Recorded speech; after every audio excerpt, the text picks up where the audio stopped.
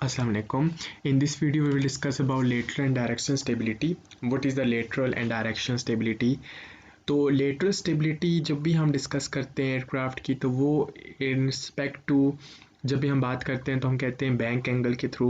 तो हम bank angle के थ्रू एयरक्राफ्ट जो होता है वो न्यूट्रली स्टेबल होता है कि बैंक एंगल डेवलप हुआ तो वो उसी बैंक एंगल में ही रहता है। ठीक है, एयरक्राफ्ट अपने आप को करेक्ट करने की कोशिश नहीं करता। वो जो बैंक की वजह से एक साइड स्लिप डेवलप होता है, वो साइड स्लिप जो है वो रिकवर करने की कोशिश करता है। तो दैट्स वाई हम इस केस में जो रोलिंग मूवमेंट होता है उसको हम जो कोफिशिएंट होता है वो CL बीटा मतलब कि डाहिड्रल इफेक्ट कहते हैं। जो डाहिड्रल इफेक्ट है वो बेसिकली इसको स्टेबल करने की कोशिश करता है लेटरल को, क्योंकि एयरक्राफ्ट जब भी राइट की तरफ बैंक हुआ, ठीक है, तो वो बैंक एंगल में ही रहेगा। ठीक है, तो जो बीटा है एक साइड स्लिप है, वो साइड स्लिप की वजह से एयरक्राफ्ट के ऊपर लिफ्ट डेवलप हो रही है विंग के ऊपर। अगर डायहेड्रल इफेक्ट अच्छा है तो हम डिस्कस करेंगे डायहेड्रल इफेक्ट क्या होता है, सब चीज़ें अभी मैं रिव्यू दे रहा हूँ। इसके बाद डायरेक्शन स्टेबिलिटी में क्या है, डायरेक्शन स्टेबिलिटी ये है कि एयरक्राफ्ट का जो टेल है वो सबसे इम्पोर्टेंट रोल प्ले करता है डायरेक्शन स्टेबिलिटी में। एयरक्राफ्ट जो है वो राइट की तरफ, ठीक है, राइट की तरफ उसने यॉ किया।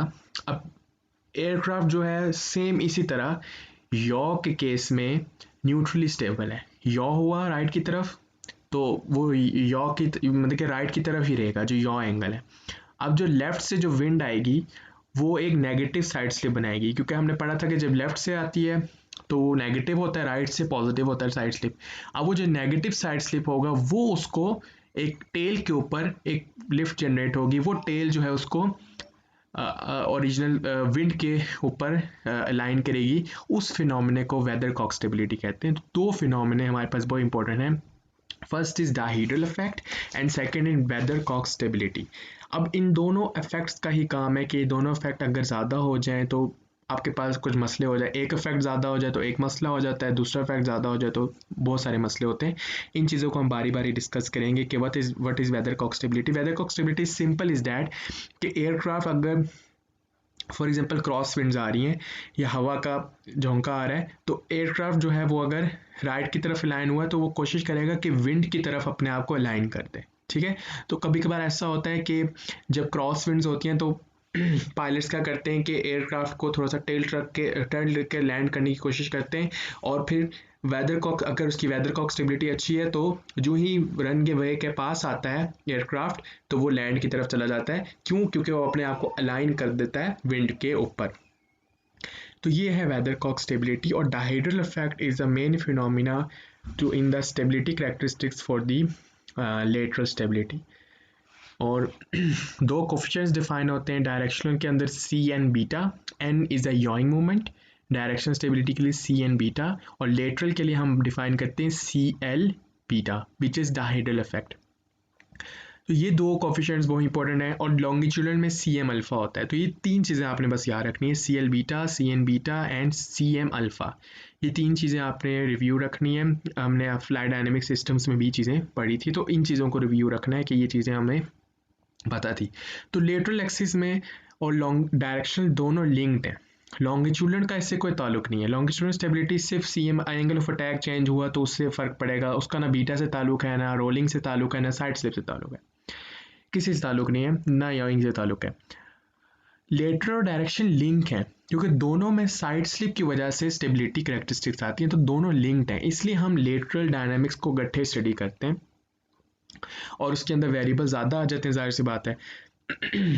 तो लेटरल एंड डायरेक्शन स्टेबिलिटी का ये रिव्यू था। अब हम बात करते हैं, सबसे पहले एक पिक्चर के थ्रू हम इसको स्टार्ट करते हैं। फॉर एग्जांपल ये एयरक्राफ्ट है, ये राइट की तरफ से विंड आ रही है तो एक positive side slip angle develop होगा। तो एयरक्राफ्ट जो है बेसिकली अगर वो स्टेबल है, फॉर एग्जांपल डायरेक्शन स्टेबल है, तो एक टेल के ऊपर एक लिफ्ट जनरेट होगी और टेल जो है उसको वो जो लिफ्ट होगी इसको विंड के ऊपर अलाइन करने की कोशिश करेगी। इसको कहते हैं वेदरकॉक स्टेबिलिटी। इसको क्या कहेंगे? वेदरकॉक स्टेबिलिटी, कि विंड के ऊपर अलाइन हो गया एयरक्राफ्ट। ठीक है, okay. Now come to this one. इस केस में क्या है कि ये एयरक्राफ्ट जो है ये बैंक हुआ है टू द लेफ्ट, ठीक है। तो अगर ये बैंक हुआ है लेफ्ट के ऊपर, तो क्या होगा, अगर एयरक्राफ्ट का डायहेड्रल इफेक्ट अच्छा है तो इसके ऊपर साइड स्लिप डेवलप होगा, यहाँ से विंड आ रही होगी। जब विंड लेफ्ट से आ रही होगी तो जाहिर सी बात है इसके ऊपर इस विंग के ऊपर लिफ्ट ज़्यादा हो जाएगी। इस विंग के ऊपर लिफ्ट ज़्यादा होगी तो ये इसको स्ट्रेट कर देगा, ठीक है, डायहेड्रल इफेक्ट, ठीक है। लेकिन वही बात है कि इसमें ड्रैग भी ज़्यादा हो जाएगी। बहुत सारे फिनोमेना हैं, वो हम बारी बारी डिस्कस करते हैं। तो ये बेसिकली इसके अंदर बेसिकली क्या था कि डायहेड्रल इफेक्ट क्या है और वेदरकॉक स्टेबिलिटी क्या है। This is weathercock stability and this is dihedral effect जो उसको स्ट्रेट करने की कोशिश करता है। तो लेटरल डायनामिक्स के अंदर जो मोड आते हैं वो हैं 3 मोड। सबसे पहले roll mode. Roll mode is a highly convergent motion, it is a first order motion. Roll mode क्या है कि ये एयरक्राफ्ट बैंक में गया और बैंक के बाद एक रिस्टोरिंग मूवमेंट डेवलप हुआ। दिस इज रिस्टोरिंग मूवमेंट, जो रिस्टोरिंग मूवमेंट इसको रिस्टोर कर देगा इसके बैंक को। तो this is known as roll mode, ठीक है। दूसरी चीज spiral mode. Spiral mode is a slow mode है, कन्वर्जन और डाइवर्जेंट। मतलब कि ये कन्वर्ज भी कर सकता है और डाइवर्ज भी कर देता है। याद रखिएगा जब भी फर्स्ट ऑर्डर की बात करते हैं तो हमेशा कन्वर्जन और डाइवर्जन का लफ्ज़ यूज़ करते हैं। जब सेकंड ऑर्डर की बात करते हैं तो उसमें हम fast, frequency, damping, highly damped, lightly damp, इस तरह के नाम लेते हैं। तो इस केस में हम क्या होगा, roll mode is a highly convergent motion, ये बहुत कन्वर्ज कर जाता है, ये इसका इतना मसला नहीं होता। रोल मोड काफ़ी बेहतर होता है एयरक्राफ्ट का। स्पाइरल मोड जो है ये स्लोली का मतलब क्या है कि इसका टाइम कांस्टेंट बहुत ज़्यादा स्लो होगा, ये बहुत स्लो मोड होगा, ठीक है। एयरक्राफ्ट को पायलट को इतना डिस्टर्ब नहीं करता ये स्पाइरल मोड। तो ये बेसिकली ज़्यादातर राइट साइड पे ही होता है, ठीक है। आपके पोल इसके राइट साइड पे ही होते हैं क्योंकि ये बहुत स्लोली डाइवर्जेंट होता है, ठीक है। कन्वर्जन भी हो जाता है, अगर आप फीडबैक लगाओगे तो हो जाएगा। डच रोल मोड जो है ये बेसिकली ये लाइटली डैम्प्ड, बहुत कम डैम्पिंग होती है उसकी, और कभी कभार इसकी फ्रीक्वेंसी भी ज़्यादा होती है और लाइट फ्रीक्वेंसी मोड होता है। लेकिन ये सबसे डिस्टर्बिंग मोड होता है डच रोल मोड, और ज़्यादातर ये कमर्शियल एयरप्लेन, जितने भी बड़े एयरप्लेन्स हैं उन केसेस में डच रोल मोड काफ़ी ज़्यादा पाया जाता है। और डच रोल मोड क्यों होता है, किस वजह से होता है, कौन सा फिनोमिना इसको जो बेसिकली कौन सा फिनोमिना ऐसा है जो डच रोल मोड को इंक्रीज करता है, वो हम चीज़ देखेंगे। स्पाइरल मोड को क्या चीज़ जो है इन्हांस करती है, और रोल मोड जो है वो तो फर्स्ट ऑर्डर मोड है। स्पाइरल मोड कभी कभार सेकंड ऑर्डर मोड भी बन जाता है, ठीक है, क्योंकि ये स्पाइरल के एयरक्राफ्ट जो है वो ऐसा फील हो रहा था कि स्पाइरल की थ्रू पे आ रहा है, लेकिन ये स्पाइरल ये एक सेकंड ऑर्डर मोशन नहीं होता, लेकिन फिर भी हमें ऐसा फील हो रहा था कि ये ऐसा जा रहा है। तो स्पाइरल मोड कभी कभार फीडबैक लगाने से सेकंड ऑर्डर भी बन जाता है। जो डच रोल मोड है, डच रोल मोड ये टोटली फ्रीक्वेंसी बेस्ड है। इस केस में एयरक्राफ्ट कभी इस तरह जा रहा है, कभी इस तरह जा रहा है, मूव करता जा रहा है, ठीक है। और मतलब कि उसका विंग अगर राइट की तरफ जा रहा है तो टेल उसकी लेफ्ट की तरफ जा रही है, मतलब कि वो एक जिस तरह एयरक्राफ्ट कोई चीज़ पानी में तैर रही होती है, तो इसी तरह एयरक्राफ्ट जो है वो हवा में इस तरह डच रोल कर रहा होता है। तो कौन कौन से फिनोमिना हैं जो डच रोल मोड को इन्हेंस करते हैं, उसको हम अभी डिस्कस करते हैं। ओके तो लेटरल डायनामिक्स के अंदर जो मोड्स होते हैं, जो आपकी डायनामिक्स होती है, जस्ट लाइक हमने लॉन्गिट्यूडनल में पढ़ा, पिच होता है, पिच रेट होता है, क्यू पढ़ा, थीटा पढ़ा, और इसकी तरह एंगल ऑफ अटैक पढ़ा हमने, ठीक है, वेलोसिटी पढ़ी, ये चीज़ें होती हैं। इस केस में जो होता है वो होता है side slip. This is roll rate, this is yaw rate and this is bank, ठीक है, बैंक एंगल। यॉ का इतना इफेक्ट नहीं होता, यॉ के ऊपर ये न्यूट्रली स्टेबल होता है, बैंक एंगल में भी इतना नहीं होता, लेकिन फिर भी हम इसको इसकी डायनामिक्स में लेकर आते हैं इसको। अब हम आ जाते हैं कि व्हाट कॉज रोल मोड तो कन्वर्जेंट मोशन है, इसका इतना मसला नहीं है, बट इस spiral mode and Dutch roll mode ये क्यों जनरेट होते हैं। देखें, जब भी एयरक्राफ्ट की फॉर एग्जांपल वेदरकॉक स्टेबिलिटी डोमिनेंट होगी, ठीक है, डोमिनेंट है मतलब कि वेदरकॉक स्टेबिलिटी बहुत ज़्यादा है, एक एयरक्राफ्ट है, उसकी टेल आपने बहुत बड़ी बनाई है, वर्टिकल टेल, उसमें आपने डॉर्सल फिन भी डाली है, वेंट्रल फिन भी डाली है। डॉर्सल फिन वेंट्रल फिन क्या करती है, इसके एनहांस करती है प्रॉपर्टीज, ठीक है। अब जो उसका एरिया है, ठीक है, जो सीजी के जो विंग का सीजी है उसके जो पीछे वाला जो एरिया है वो काफ़ी बढ़ गया, ठीक है। अब जो विंग के पीछे वाला सीजी जो है, जो विंग का सीजी है उसके पीछे वाला एरिया जो है वो अगर काफ़ी ज़्यादा होगा वर्टिकल टेल को मिला के, तो उतनी वेदरकॉक स्टेबिलिटी ज़्यादा जनरेट होगी, ठीक है।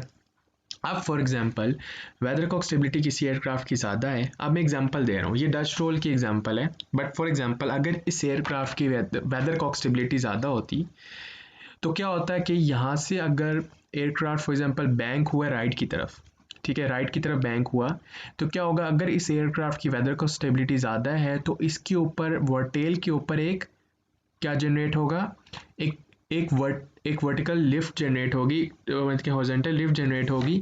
वो लिफ्ट क्या करेगी, इसको वेदरकॉक स्टेबिलिटी क्या करती है, विंड के ऊपर अलाइन कर देगी, मतलब कि इसको विंड के ऊपर अलाइन करने की कोशिश करेगी, फिर वहां से साइड स्लिप अब बढ़ जाएगा और फिर अलाइन करती रहेगी, तो एक स्पायरल सा मोड जनरेट होता रहेगा, ठीक है। तो ये मसला है कि अगर किसी एयरक्राफ्ट की वेदरकॉक स्टेबिलिटी ज़्यादा है तो वो स्पायरल मोड जनरेट करेगा, ठीक है। Now come to Dutch roll mode. Dutch roll mode कब जनरेट होगा, डच रोल मोड कब जनरेट होता है, जब एक एयरक्राफ्ट जो है उसका फॉर एग्जांपल अगर डाहीड्रल इफेक्ट बहुत ज़्यादा है, ठीक है।